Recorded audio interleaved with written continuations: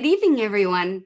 I would like to warmly welcome you to the virtual book launch of Confessions of a Refugee.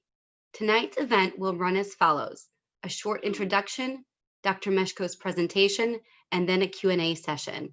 I would like to remind you again that you can type your questions for Dr. Meshko in the Q&A tab on the top of your screen. Before we begin, we asked you a few questions through the poll so we can get to know a little bit about you. That is, so we can get to know you virtually. So let us begin. I see that many of you are joining us from New York, so that's fantastic. And then I see even Vienna, oh my goodness, Virginia, at home, Bratislava, Tappan, upstate New Jersey. So excellent. I'm really, really glad to see all of you joining us. We also asked you if you have any roots in the former Czechoslovakia and in what city or village. And wow, Michal has resonated, as well as Bratislava. And I see Košice, which is Dr. Meshko's hometown, Prešov, Nitra, Poprad, Praha, wonderful, Banská Bystrica. So fantastic. Thank you again for joining us. And lastly, we have a bit of a mix on, do you have a personal experience with the communist regime? So 50% of you had said yes and 50% no. So I think you'll find tonight's lecture very interesting and intriguing for those of you who don't have any experience. And for those of you who do, I think you will be able to resonate with what Dr. Meshko says. So wonderful. I'm very excited, and let us begin. Hi, my name is Sabina Sevedos, and I would like to warmly welcome you on behalf of the Slovak American Cultural Center.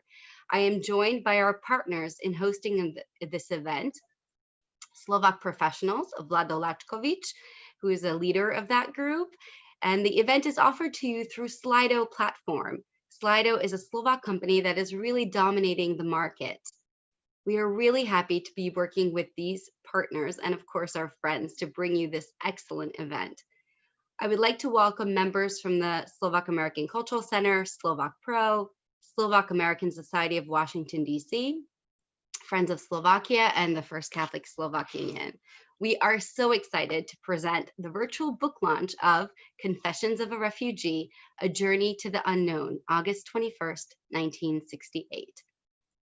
We know that many of you may not have had a chance to read this book, but this is a little bit of a taste of what it offers. There has been some excellent reviews of the book, one of which is by a guest that is joining us today via Slido. He's a renowned historian, Professor Stanislav Kirschbaum. He's the author of the first English language history of Slovakia, titled A History of Slovakia, The Struggle for Survival. I'd love to share with you what he thinks about the book, and I'll extrapolate. Dr. Meshko's autobiography is one of the best immigrant experience accounts that I've ever read. His life is a story of a resilient spirit who never forgot his origins. He rather found them as a source of strength while experiencing a new life. His brilliant career as a physician testifies to his strength of character, his perseverance, and his courage. He has earned a place in the pantheon of great Slovaks. Wonderful. Thank you so much, Professor, for that. Tonight, you will have the pleasure of hearing firsthand from Dr. Meshko himself. George, as many of us call him, is a dear friend. He joined our organization in 1974 when he moved to New York City. He has played an integral role in many of the activities, along with starting the Heart to Heart Foundation in 1989. I have several of Dr. Meshko's books, which he has generously shared with me, as in the background. But today, we will be specifically looking at his latest book. I don't know if you can see, and it'll give you a little bit overview of his life, and there's some beautiful photos in this book. So without further ado, I present to you the multi-talented physician, father, entrepreneur, philanthropist, and author, Dr. Meshko. Over to you. Good evening, ladies and gentlemen. I very much appreciate that you participate on this presentation of my fourth book, where I try to review my exciting life after the invasion of the Red Army of the Soviet Union into my country, which forced me actually leave Czechoslovakia or Slovakia later on. I am a native of Košice, the eastern metropolis of Slovakia, known for its beautiful cathedral of the Saint Elizabethan Dome, which is the largest Gothic structure in the land of Slovakia. Here I spent my first 18 years amidst a wonderful family. My dad, George, my mom, Margaret, and my sister, Kathleen, and another Margaret too, where first 10 years I lived in Czechoslovakia. Then after the Viennese arbitrage, Košice fell into Hungary. And in this turbulent time, my dear dad suffered a severe stroke, so we couldn't move to Bratislava, where he's supposed to work at the Ministry of Railroads. And so he was bedridden for 1 year, and we had to kind of reinvent our life, learn the Hungarian, or actually improve our Hungarian. And here I studied my elementary and high school. When I graduated, and then in 1939, the regime changed to Hungarian, so I continued in Hungarian. But then we have to survive the Second World War with the food stamps, which was quite difficult. And then in 1945, the war ended. And in 1947, I started to study medical school. And unfortunately, in 1948, as a result of the Yalta Conference in 1944, Czechoslovakia fell behind the Iron Curtain, which was declared by Winston Churchill in the Westminster College of Fulton, Missouri, when he said, from the north port of Baltic up to the south port of Trieste, an iron curtain descended on Europe and divided Europe to the east and the west. And the east-west was swallowed up virtually by the Soviet Union, and so Czechoslovakia became part of the Soviet bloc up to the 1989. So this is my personal background. Professionally, I started to work at Children's Hospital in Košice, where I specialized in pediatrics and pediatric cardiology. After 5 years, I applied for a place as a physician in charge for a heart institute in Sliač Spa, in middle of Slovakia, between Banská Bystrica and Zvolen, where I was a chief for 5 years with 3 resident doctors. And we were caring about 120 children who came to this institution after the acute rheumatic attack, which was rampant then in Slovakia. Then in 1962, I was dismissed as a politically incorrect and unreliable person. But thanks to the patron of the institution, Professor Jakubcova took me as an assistant professor to the Children's Hospital in Bratislava, which were one of the happiest years of my career, where I worked myself up and with a lot of hard work and took over the diagnostic workup for the children before surgery. And unfortunately, when I was dismissed, my wife was dismissed from our apartment, and so we lived like 2 years apart, and then our children were born. In 1968, we went for our fatal vacation to Yugoslavia, which, as you know, in 1946, Joseph Tito split with Stalin. So Yugoslavia was kind of a semi-capitalistic country. And so we departed on 30th of June. And as we were crossing to Hungary, after about 10 miles, we noticed then in the field, there were 10 Hungarian tanks, which were actually Russian tanks. And I was very upset. And so I have to take some calming pill to be able to continue. We bussed through Hungary. We slept one night in Szeged, which was a lovely place and very historical. And then we continued with our little car to cross to Belgrade. Here we stayed for 2 days with our friends, and we learned about the tension between Czechoslovakia, or then the Dubček government, who tried the socialism with human face, and with the Soviet Union, Leonid Brezhnev, who was implying the so-called Brezhnev doctrines, that all the countries within the Soviet bloc, they have to help each other against any kind of change of regime or perhaps uprising, like in 1956 in Hungary. We spent 4 weeks on a lovely coast of the Adriatic, which was really beautiful. We had a 2-year-old daughter, Patricia, and a 5-year-old son, Robert.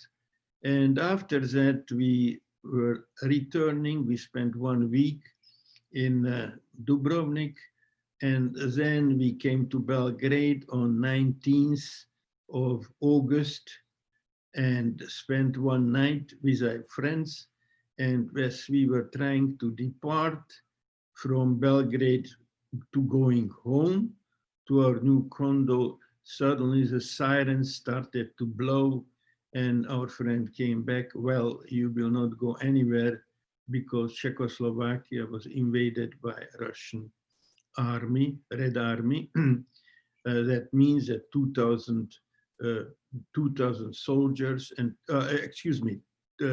200,000 soldiers and 2,000 tanks went over through the night, first to Prague and then spread to whole Czechoslovakia, when the Polish and the Hungarian army helped out as well.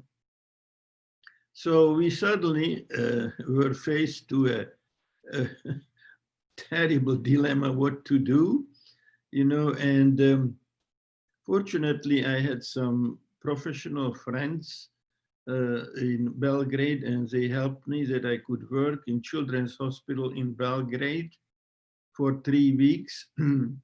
Interestingly, the Children's Hospital was built by from American grants. And then I was received, before I departed, the stipend of Humboldt stipend of West Germany. So we were able to go, and I was working for 1 year in West German University of Tübingen, where I improved my skills and knowledge in pediatric cardiology of Western style. Then in April, my fellowship was reactivated from Boston Children's Hospital of Harvard University in Boston. And we, on 16th of June, we were flying from Cologne to New York and then to Boston, where on July 1st, I started my fellowship. So I think this would be about first part of my book. And the second part is strictly professional. So how did I advance from fellow to being further to a professor of medicine?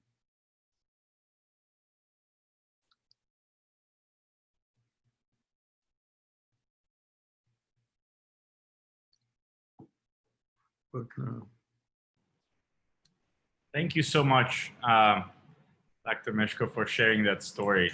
So my name is Vlado Lackovic, and I'm part of the Slovak Professionals in New York organization, and I'm very privileged to be able to speak with you and ask you some additional questions about this book and your life and your professional career. So thank you again for in the first place writing this and then sharing this with us today. I wanted to first start by asking you about what was the motivation, or why did you decide that you wanted to share this story and write a book? Well, I retired in 1996 from my work at the Heart Center of St. Francis Hospital, and suddenly there was a vacuum in my life. So I tried to constructively fill it. So I first took a course in creative writing. So when I write, it would not sound like a telephone book, dry and without some kind of juice. And so first couple of months worked on then, and I started, first I wanted to get even with my past during communist at the medical school. And I published my first book in 1999 about the history of political cleansing at the medical school in the years of 1948 and early 50s, when a lot of professors and students were dismissed. These were the top-notch professors who were dismissed mainly based on their religious affiliation, and students as well.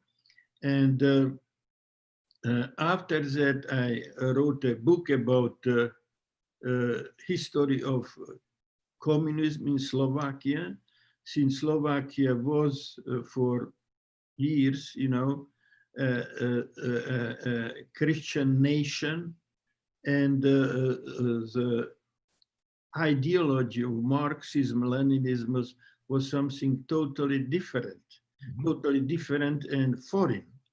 And so I studied the topics mainly from Western sources, which are much more objective as sources in after 40 years in Slovakia.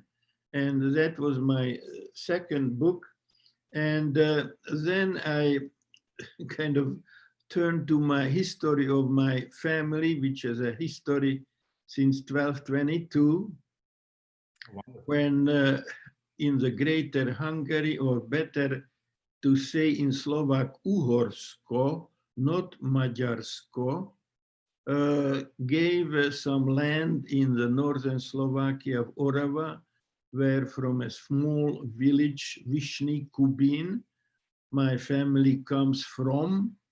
And so in first chapter of this book, I described the history, and then again went back and described the whole history of mine as I started to speak about during Czechoslovakia, during Hungary, what happened, the nationalistic approach, and during the Second World War, when I was 16, I supposed to be taken by the fascist Hungarian government, and they ordered to Germany to try to save the war, and with the help of my dear mother, she smuggled me through to interwar Slovak Republic, where I spent 4 months till the end of war with my grandma.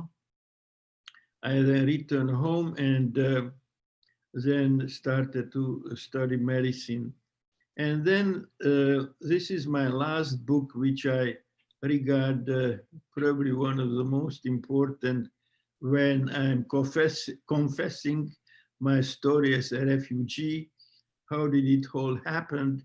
How did we faced almost impossible situation when, as you know, we were all in Eastern Europe extremely poor on means, when we were on vacation. So I had 1 or 2 pence, and that was all. And when we tried to go home, we had only money for the gasoline, So this is all in the book, which I think you will be interested to learn. And so that's why I started to write. And writing is a wonderful way how to engage yourself intellectually. You started to have new ideas, not only during the day, but also in the night. And for me, this were the most productive intellectual years as far as a writer. So I would probably finish here. Thank you. Thank you so much for sharing that. I'm fascinated myself with the history of Slovakia, and specifically what happened in 1968 and how it influenced the society at home, how it separated families and created a lot of problems for families, including I have some experiences in my family how it very negatively affected not just my grandparents and then my parents and subsequently myself. But I wanted to ask you and go back to that moment when you woke up and you found out that the country was invaded and you were on a vacation. What was going through your mind, as you were talking to your wife? How did you even comprehend that situation, and how did you feel at that moment? Well, I'm a very realistic man. I didn't try to comprehend anything. When my friend who tried to buy some pears for our children for our trip came back from the market and he gave the news and the sirens were howling, then it was just nothing to comprehend but face the hard facts and try to figure out what would be an optimal solution for me and my dear wife and my small children, as I call them my nuclear family. And so we were, of course, breaking our mind what to do. And so slowly but surely it was clear when we have seen the tanks of our country, when we learned that 77 of our citizens died in Bratislava before the post in and university in Košice on the main square. So that was a shocking, frightening, and scary situation where we were scared to go back, not only for us, but for our dear children. Mm-hmm. So that was, the comprehension was secondary, but we have to face the hard facts. And so we did face it, and fortunately, it worked out very well. Yes, I mean, you have a very successful life after that incident. I wanted to ask one more question about this because, as you now explained, you had to face the reality at the moment. But I'm sure, over some times, but maybe next few days or a few weeks or months, that thought of, am I going to see my family? Am I going to see my country ever again? How did you feel about that at that moment? Because you had no idea how long it was going to take for communist to collapse. This is on page 30, one of the most dramatic paragraph of the book, where we were departing from Belgrade, and we had a friend, Paul, and his wife, Kiriana, and as we were telling goodbye, we packed our little car, Renault CV4, which is like a Fiat, what you can see on the streets. And when we were in the car, packed like sardines, and so when I put in the key to my car, suddenly I collapsed on my driving wheel and I tried to sob, and I was just aware that I am leaving my native land and probably then I will never see it again. I just felt that my dear wife was patting my neck and tried to calm me down. And our 2 years old daughter from behind started to pull off my left lobe of my ear and was crying, "Daddy, Daddy, why are you crying?" So that was probably the most memorable moment of my life, to saying goodbye to my native land. And then an impulse came to me, "Hey man, shape up, take your fate into your hands and put the pedal, your feet on the pedal, and blow and go to the west, to the land of freedom." That's a wonderful story. I can't even imagine having to be in that position and find the strength to, as you said, take the fate into your own hands and just keep fighting. When was the first time after you left Czechoslovakia that you were able to return and see your family and country?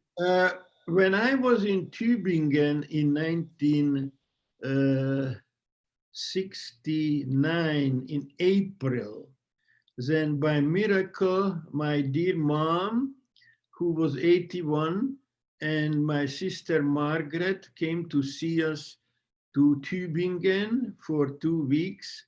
That we've seen my mom, and then we have seen my whole family in 1978 in Budapest. And I went home to the old country first time after the death of my mother.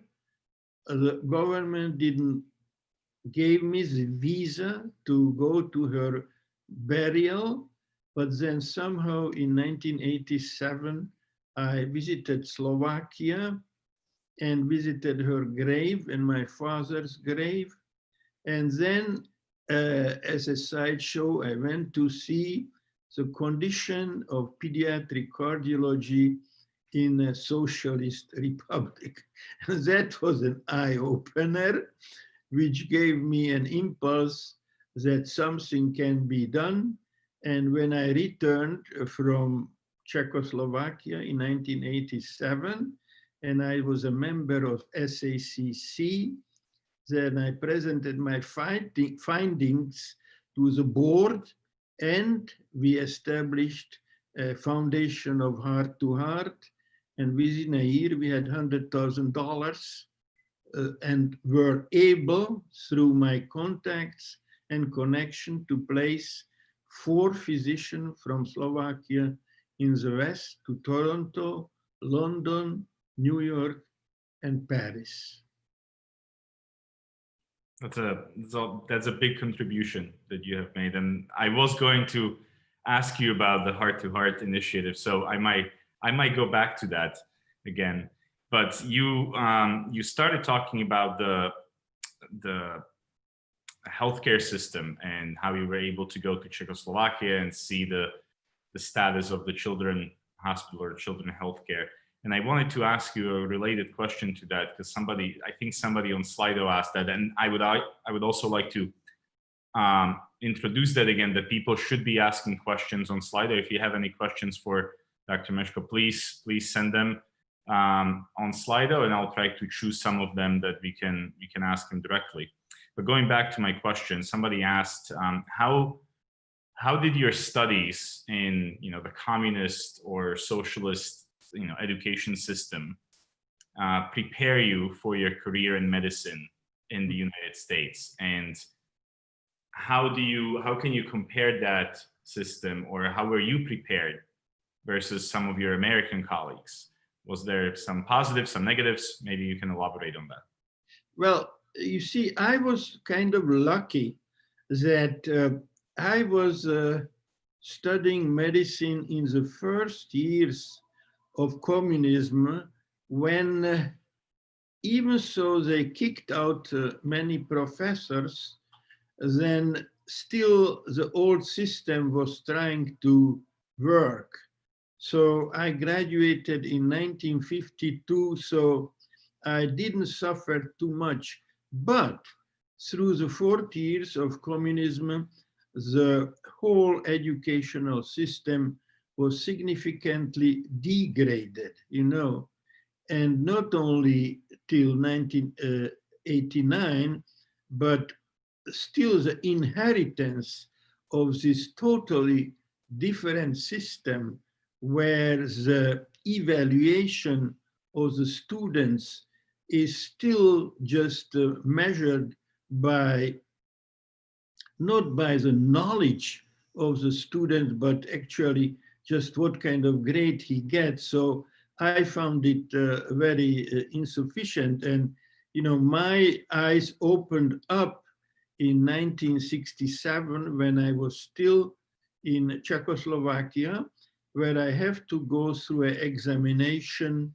It was called ECFMG, to be able to work in United States. Mm-hmm. And that was an eye-opener, and that is described in my book, you know, how we have to learn about the multiple choice and other different tricky questions, which we were absolutely not prepared, you know. And so the educational system in the West is totally different. It depends on the facts. First of all, most of the students has to go through the written examination, or now through the computer-based examination. That is, the teacher have a series of facts about the knowledge of the student. This is not available today in the countries of the former East Bloc behind the Iron Curtain. At least I am not aware of it, you know. And then after you pass a written exam, then you can go an oral exam, which is much less important as the written. Also, the knowledge of the student is expressed more in percentages, not that 1, 2, 3, 4, you know, that's nothing, you know, but how much he knows from the whole object, what he is asked to respond. You know, it's a totally different system based on the quantitative and qualitative knowledge of the student during the examination. I understand. I'm going to jump to a question that somebody asked on Slido, and the question is, you know, prior to your vacation in Croatia or in Yugoslavia, and prior to the invasion, when you were, you know, living and working in Czechoslovakia, did you consider to immigrate from the country? No. So that wasn't something that you would have done unless you were. I was interested to study in West, you know, but not to leave my native country. No, that was never a question. Never. Interesting. I mean, there's a lot of conversation about that between people, about those people that left and those people that stayed, and I don't think there's an easy answer to that question, and it's very difficult. And sometimes the country, Czechoslovakia, till 1948, and mainly the citizenry is totally different as today. Totally different. You know, the whole value system of a citizen, or the value system and the virtues of civic virtues of the citizens, that is not existent in today's Slovakia. You know, they don't understand the concept of citizen virtues, you know, that a citizen should be a virtuous person. Truth, honor, responsibility, integrity, reliability. That's not an issue there, you know. It's a totally different world of thinking in today's Slovakia or in countries in behind the Iron Curtain as in United States. Totally different.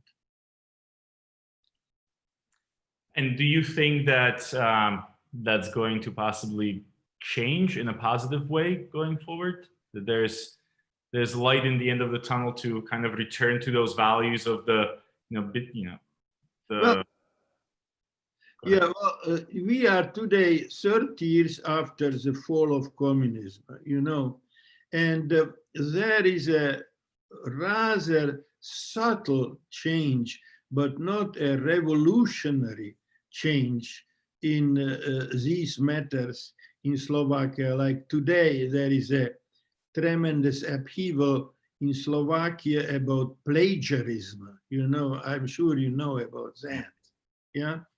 And, you know, they are trying to shift the responsibility for the person who plagiarized to Ministry of Education, to the educator, you know, or to some registrar or what, but not the person who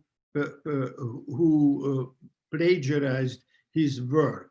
In other words, a personal responsibility is not enough engaged in the citizen's life. You know, that's a big problem. You know, there is a very big problem.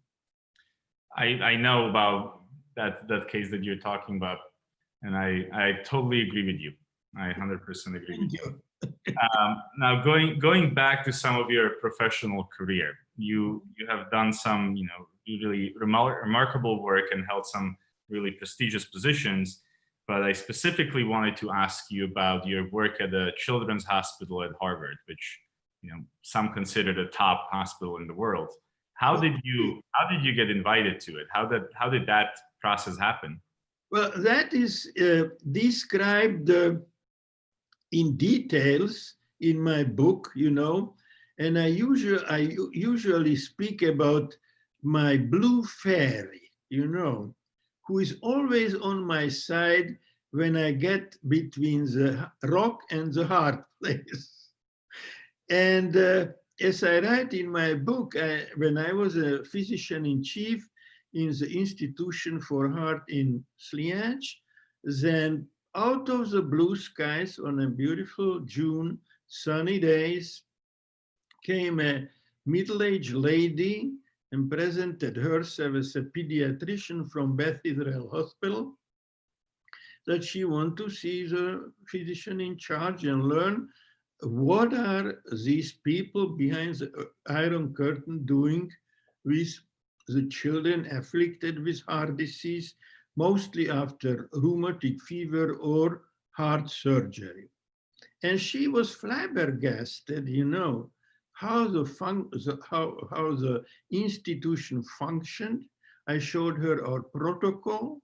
I showed her our examining room, our EKG room, which we did sound tracing and venous tracing.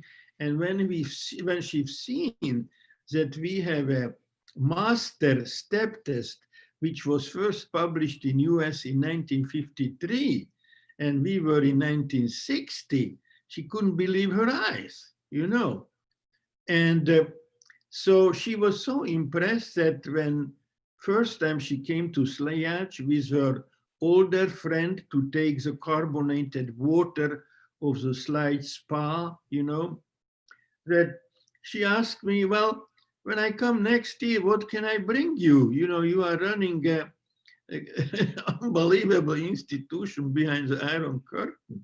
You know, like we had 120 children, only 2 children had a separate room with an ante, with wash basin, with cupboard. You know, it was very well. It was a former hotel, you know, which was transferred in 1950 to the institution. And I had a very good manager, you know, the nursing staff and everything. And so she came next year and she brought me a Rappaport stethoscope, a listening device, and put me on my table with a bill of $20. So I paid her on the black market exchange. So most of her expenses were probably covered by that. And then she came and asked me, so would you like to come to study to US? I told her, look, I love to, but I'm not a member of political party. I'm a dependent, politically incorrect person. So she told me, look, George, I will look my part and you do your part, and that was in 1961 or 60. And then I left this institution. But in 1965, I got an envelope from Harvard Medical School where a fellowship was offered to me, provided I will pass a differential exam, this ECFMG on Prague's embassy, which I did in 1967. But then, still I couldn't go anywhere, it was hopeless. And then I applied for the West German Humboldt stipend, which I received just before I departed on my fatal vacation, So these were my two asses what I had, or trump cards, so to speak. And that's how I got to Boston, I mean that my blue fairy was on my side. That's a wonderful story. I mean, I'm going to try to remember that and hope that I have that blue fairy too in my career. Now, just a simple question. How did you learn how to speak English? Was it back at home, or did you learn when you came to the United States? Well, look, when you were in, let's say I graduated in 1952, but we were cut off from the West. But we knew that if we want to study, and get some advanced knowledge, then we have to get to the Western knowledge.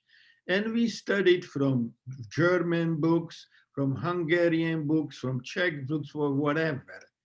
And in 1959, I went for a vacation. This was before I got married, and by a Romanian ship called Transylvania, and we flew from Constanța in Romania, where the poet Ovid is buried, and we went to Cairo, for 2-3 days, and I received, on black market, I purchased $20 US. And I knew about a book, an English book by Canadian authors, which I wanted to purchase that I advanced my knowledge, because what I had at home, it was just not enough for me. I was, smart enough to know where to go. And so with my friend, we went around Cairo and was chasing the bookstores and finally find one when there was one copy of that book, what I was looking for, a pediatric cardiology from Canadian authors. And so I had $20, but the book was $22. So we tried to haggle through somehow. They were happy to get rid of that book because nobody would buy it anyway. And so I had that book, but that was my Bible, which I went from 1959 up to 10 years later till I came to United States. So I learned English.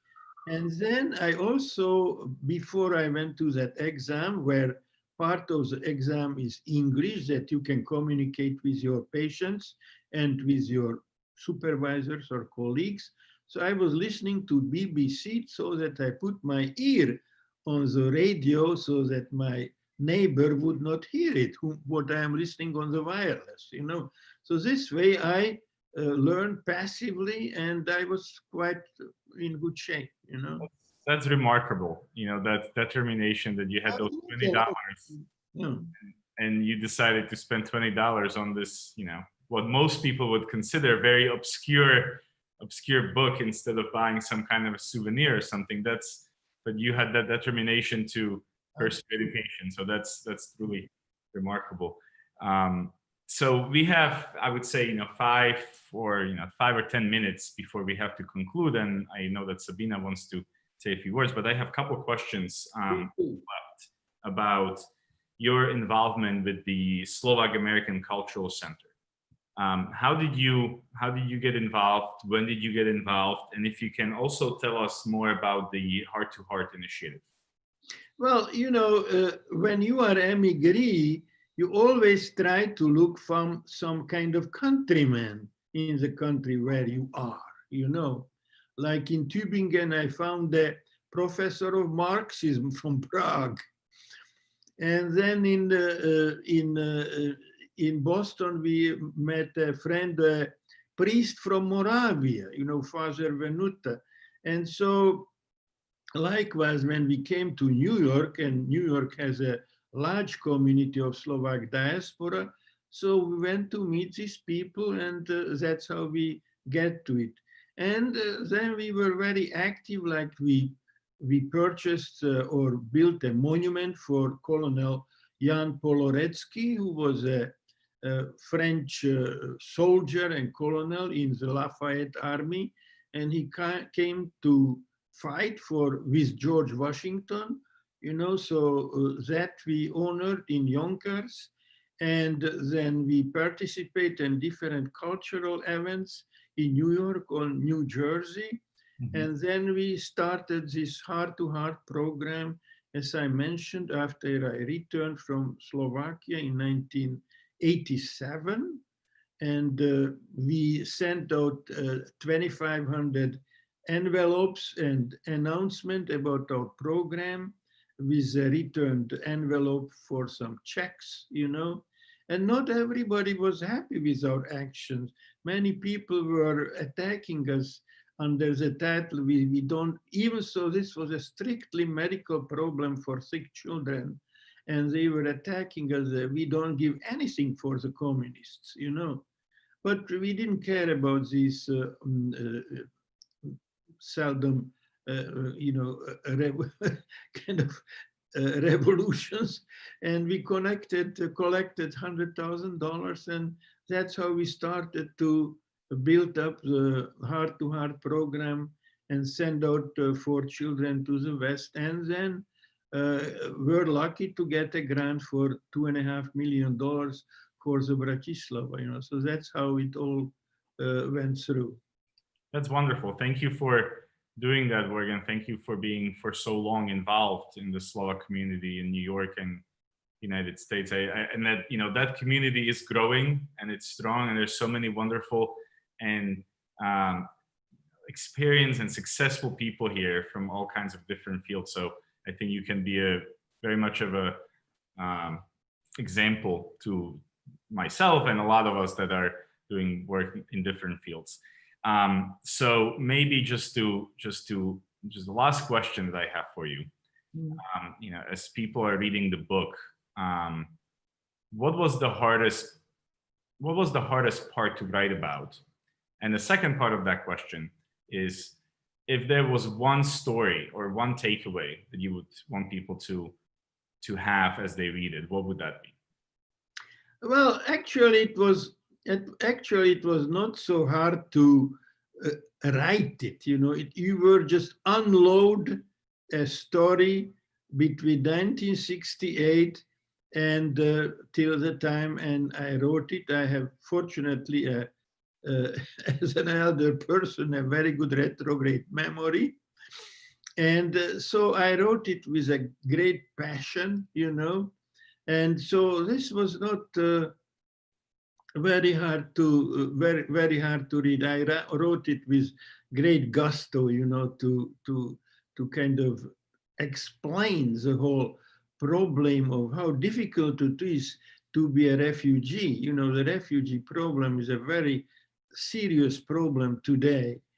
And then what was the most, it's very difficult to say what is probably from social point of view, indeed, at St. Francis Hospital, which was involved before my coming to hospital, they had a gift of life program. We were taking care of children from Africa, from Poland, from Italy, from Romania. So we did this was a Catholic hospital. So they were very significantly involved in charity work.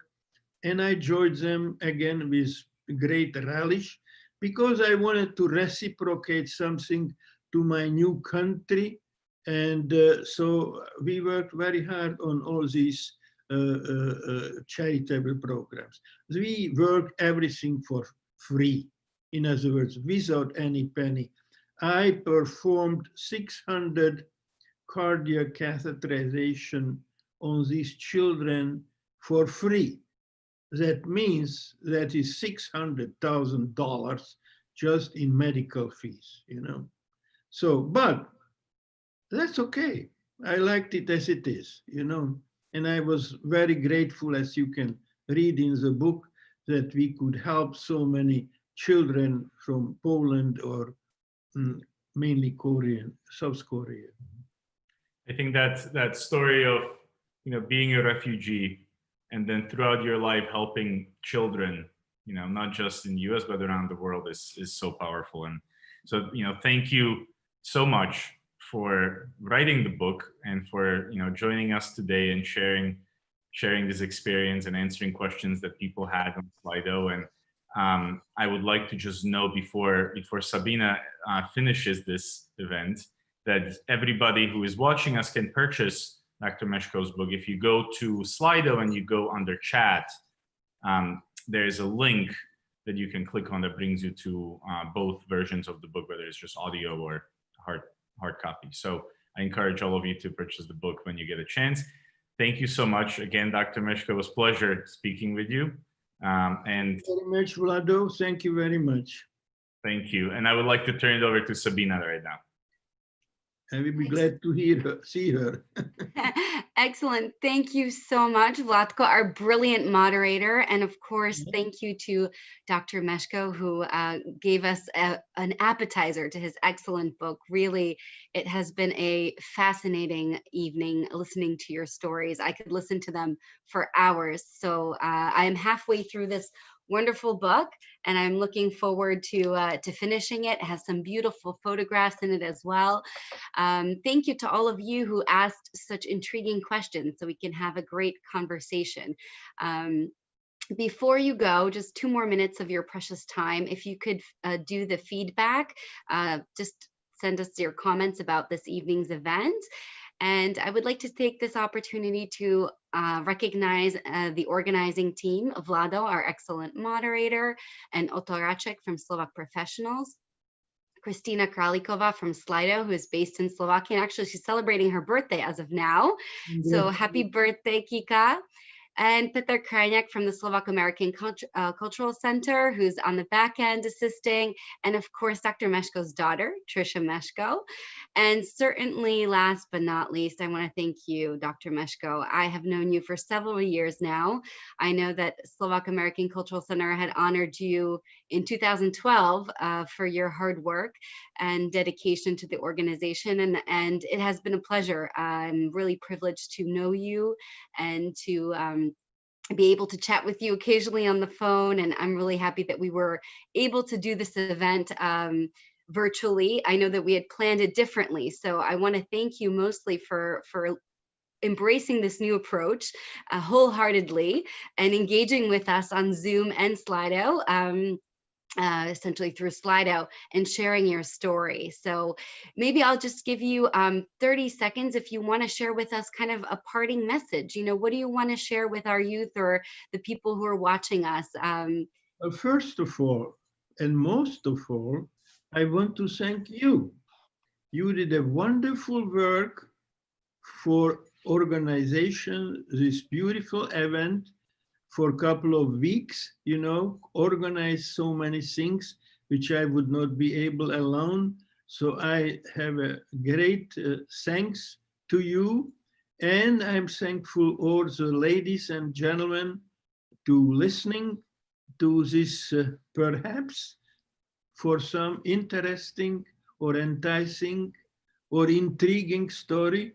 And I hope that by reading the book, they will learn of some interesting details about the life of an emigree, of a life of an emigree in the United States, you know, that they can learn that the best thing is to stay at home. Well, now certainly we have to stay at home during this pandemic, but definitely thank you for sharing your adventures, your challenges, and your successes. I think it inspires all of us that we can come to a different country or try a new activity or a new career and really excel at it. So thank you so much for sharing with us. And I want to thank the audience. Thank you for joining us this evening through the Slido platform. If you would like to connect personally with Dr. Meshko, he would love to hear from you. So please reach out to us. And we do have a little surprise for one lucky winner who joined us today. We have a personalized copy of the book. So the winner tonight is David Frankel. So congratulations, and we will connect with you to send you the complimentary copy and signed by Dr. Meshko. So once again, on behalf of myself and the entire team, as well as Vlado, thank you so much for joining us. Stay in touch and stay safe. Have a great evening. Thank you. Thank you. Thank you very much.